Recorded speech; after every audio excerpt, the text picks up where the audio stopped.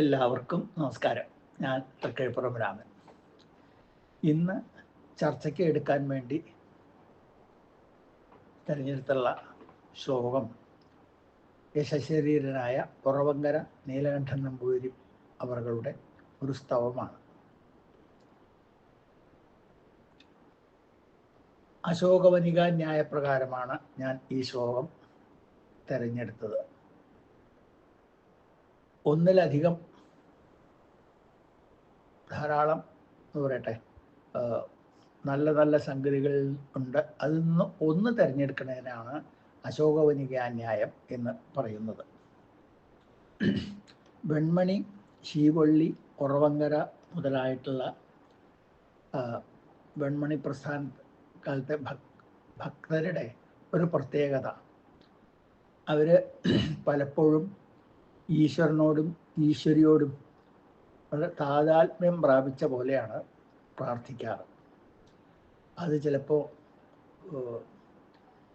ഒരു താഴ്മയോടുകൂടിയുള്ള സ്വരാവും, ചിലപ്പോൾ പരിഭവത്തിൻ്റെ സ്വരാവും, ചിലപ്പോൾ ചില ഭീഷണി മുഴക്കിക്കൊണ്ടാവും, ചിലപ്പോൾ വാശി പിടിച്ചുകൊണ്ടാവും, അല്ലെങ്കിൽ അമ്മയുടെ വാത്സല്യം എന്തായാലും മക്കൾക്ക് കിട്ടും എന്ന ഉറപ്പിലും. അങ്ങനെയൊക്കെയാണ് അവരുടെ ഒരു പ്രാർത്ഥന സമ്പ്രദായം. കുറവങ്കരയും ഏകദേശം അങ്ങനെയാണ്. ഒരു അമ്മയുടെ സ്നേഹം മക്കൾക്ക് കിട്ടേണ്ടതാണ് എന്നുള്ള ഉറപ്പിലാണ്, ആ ധൈര്യത്തിലാണ് പ്രാർത്ഥിക്കൽ. നമുക്ക് ആ ശ്ലോകം ഒന്ന് ചൊല്ലാം. തായേ തണ്ടാർ നിവാസൻ തരുണ ശശിധരൻ താമരക്കണ്ണനീന്ദ്രൻ മായേ മറ്റുംബരും തേ സമയമറിയുവാൻ ചേടിയെ തേടിടുന്നു. പ്രായേണ അതുച്ഛകാര്യാകുലരവർ അതിനാലിന്നു സൂചി കടാഹന്യായേനാർദ്ധാവലോകാൽ അടിയനുട കടുമാലൊഴിച്ചാലുമാദ്യം. ഇതിൻ്റെ അന്വയം: തായേ തണ്ടാർ നിവാസൻ, തരുണ ശശിധരൻ, താമരക്കണ്ണൻ, ഇന്ദ്രൻ, അല്ലയോ മായേ, മറ്റ് ഉമ്പരും തേ സമയമറിയുവാൻ ചേടിയെ തേടിടുന്നു. അവർ പ്രായേണ അതുച്ഛകാര്യാകുലർ ആണ്. അതിനാൽ ഇന്ന് സൂചീകടാഹന്യായേന അർത്ഥാവലോകാൽ അടിയനുട കടുമാൽ ആദ്യം ഒഴിച്ചാലും. ഇവിടെ തായേ എന്ന സംബോധന കൊണ്ട് തന്നെ ദേവിയും കവിയുമായുള്ള ബന്ധം മാതാവും പുത്രനും എന്ന പോലെ അത്രയും മികച്ചതാണ് എന്ന് കാണിക്കുന്നുണ്ട്. പിന്നെ തണ്ടാർ നിവാസൻ, അതായത് താമരപ്പൂവിൽ വസിക്കുന്ന ആൾ ബ്രഹ്മാവ്. പിന്നെ തരുണ ശശിധരൻ, തരുണനായിട്ടുള്ള, വലിപ്പം മുഴുവൻ ആയിട്ടില്ല, അതായത് പൂർണ്ണേന്ദ്രനല്ല, ചന്ദ്രക്കല മുടിയിൽ ധരിച്ച ആൾ ശിവൻ.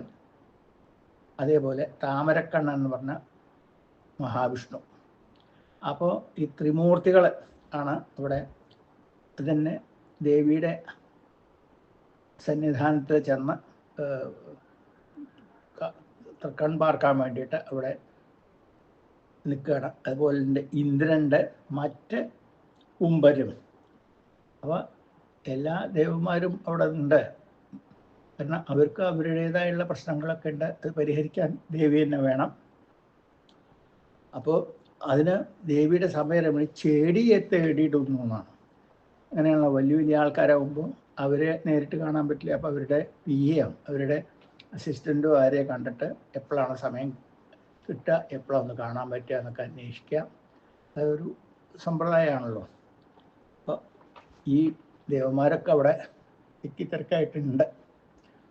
അപ്പോൾ എന്നിട്ട് ഇപ്പോൾ ദേവന്മാരെ പറഞ്ഞ വളരെ ദിവ്യത്വമുള്ള ആൾക്കാരാണ്, ആ കേവന്മാരാണ്. അപ്പോൾ അവരുടെ പ്രശ്നങ്ങൾ തീർച്ചയായിട്ടും വളരെ വലുതാവും. ചെറിയ നിസ്സാര കാര്യത്തിന് വേണ്ടിയിട്ട് ത്രിമൂർത്തികൾ ഈ ദേവിയുടെ അവിടെ പോയി സന്നിധാനത്തിൽ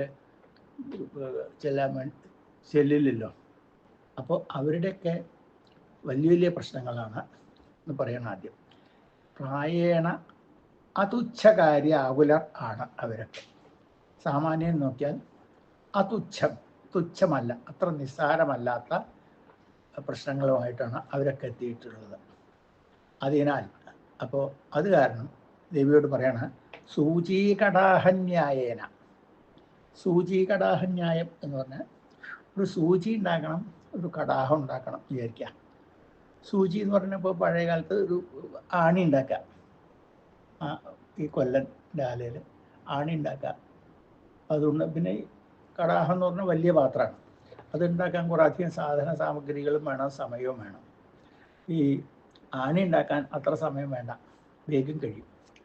അപ്പോൾ പോലെ പെരപ്പണിയായിട്ട് നടക്കാവുമല്ലെങ്കിലും അപ്പോൾ അവിടെ കുറച്ച് ആണി പോരായൊന്നും, ലേശം ആണി വേണം എന്ന് പറഞ്ഞാൽ അപ്പോൾ ആണിയുടെ കാര്യം ആദ്യം അങ്ങോട്ട് കൊടുക്കുക. ആണി ഉണ്ടാക്കി കൊടുക്കുക, കാരണം അതിന് കുറച്ച് സമയം മതി. ഈ കടാഹം ഉണ്ടാക്കുക എന്ന് പറഞ്ഞത് വലിയ ഒരു പണിയാണ്. അപ്പോൾ ഒരു എളുപ്പപ്പണിയും ഒരു വലിയ പണിയാകുമ്പോൾ ആ എളുപ്പപ്പണി ഉള്ളത് ആദ്യം ചെയ്യുക എന്നുള്ളതാണ് ഈ ന്യായം കൊണ്ട് ഉദ്ദേശിക്കുന്നത്. അപ്പോൾ അത് ന്യായമായിട്ടുള്ള ഒരു മാർഗമാണ്, വഴിയാണ്. അതല്ലാതെ മറ്റുള്ളവരിലൂടെയൊക്കെ നിർത്തിയിട്ട് ആദ്യം എൻ്റെ ചെയ്തു തരുമെന്ന് നമ്മോട് പറയില്ല. വളരെ ന്യായപൂർവ്വം സൂചി കടാഹ ന്യായം വഴി എൻ്റെ കാര്യം ഒന്ന് നോക്കൂ. അത് മാത്രമല്ല, കാരണം സൂചി ഉണ്ടാക്കണ പോലെ ആണി ഉണ്ടാക്കണ പോലെ വളരെ എളുപ്പം കഴിയുന്നതാണ്. ഇത് എൻ്റെ കടുംമാല ഒഴിക്കാൻ അർദ്ധാവലോകം മതി, ഒരു പകുതി നോട്ടേ ഉണ്ട് എന്നർത്ഥം. ഒന്നുകൂടി നോക്കി കണ്ണെടുക്കുമ്പോൾ കഴിഞ്ഞു, അത്രയ്ക്കുള്ളതേ ഉള്ളൂ. അപ്പോൾ ഇതൊന്ന് ചെയ്താലും ആദ്യം ചെയ്യേണ്ടത് ഇതാണ്. അതിനൊരു ന്യായമുണ്ട്. അല്ലാണ്ട് അന്യായമായിട്ട് എന്നെ കാണണം, എൻ്റെ സങ്കടം പരിഹരിക്കണം, മറ്റുള്ളവരോട് നോക്കരുതെന്നല്ല. വളരെ ന്യായപ്രകാരം തന്നെ ഇത് ചെയ്യാവുന്നതേ ഉള്ളൂ എന്ന് പറഞ്ഞ് ഭഗവതിയെ മനസ്സിലാക്കുകയാണ്. അത് തന്നെ ആ ഒരു പഴുതടച്ചും കൊണ്ട്, അതായത് അവർ തടസ്സം പറയാൻ സാധ്യതയുള്ള അതിനെ ഒഴിവാക്കിയും കൊണ്ട്, അതില്ലാത്ത വിധത്തിലാണ് ഇത് ഉറവങ്കര ഇത് അവതരിപ്പിക്കുന്നത് എന്ന് പ്രത്യേകം നോക്കണം. പിന്നെ ഇതിലൊക്കെ ഒരു ഫലിതമുണ്ടോ, എന്തെങ്കിലും ഒരു നർമ്മം അതിൻ്റെ ഉള്ളിൽ ഇങ്ങനെ ഉണ്ടല്ലോ, നമുക്കത് ഇങ്ങനെ കാണാൻ പറ്റും. ഈശ്വരനോടായാലും ഒരു സമഭാവനോട് കൂടിയിട്ട് പറയാം, അല്ലെങ്കിൽ അമ്മോട് പറയാനുള്ള അധികാരം കൂടെ പറയുക എന്നുള്ളതൊക്കെ ഇതിൽ നമുക്ക് കാണാൻ പറ്റും. പിന്നെ ഇതിൽ സജാതീയ ദ്വിതീയാക്ഷരപ്രാസം ഉണ്ട്. തായേ, മായേ, പ്രായേണ,